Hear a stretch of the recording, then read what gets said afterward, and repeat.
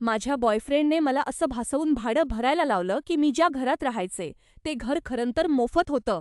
पूर्ण 1 वर्ष मी दरमहा $1,000 एका बँक खात्यात जमा केले, जे घरमालकाचे असल्याचे त्याने मला सांगितले होते. मी एक ग्रॅज्युएट स्टुडंट आहे आणि माझे बजेट खूपच मर्यादित होते. मी खूप संघर्ष केला. मी माझ्या गाडीचे नवीन टायर किंवा कामासाठी एक चांगला ब्लेझरसुद्धा घेऊ शकले नाही, तर तो त्याच्याकडील जास्तीच्या पैशांनी नायक बनून माझी मदत करत असल्याचं नाटक करत होता. त्यानंतर मला त्याच्या आईकडून सत्य समजले, ते घर त्याच्या पालकांच्या मालकीचे आहे आणि ते आमच्याकडून एक पैसाही घेत नाहीत. माझ्या बॉयफ्रेंडने माझे $13,000 स्वतःच्या खिशात घातले होते.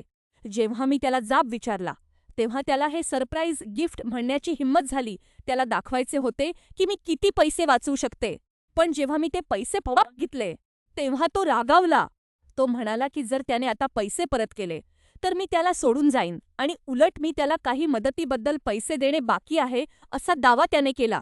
त्याने मला या नात्यात बांधून ठेवण्यासाठी माझेच पैसे ओलीस ठेवले होते. मी त्याला स्पष्टपणे सांगितले की मी आता हे घर सोडून जाणार आहे.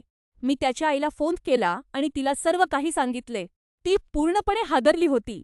मी घर सोडून गेल्यावर त्याच्या आईने सर्व काही ठीक करण्यासाठी मला $15,000चा चेक पाठवला. अशा प्रकारे मी माझे पैसे परत मिळवले आणि एका मोठ्या ओझ्यापासून मुक्त झाले.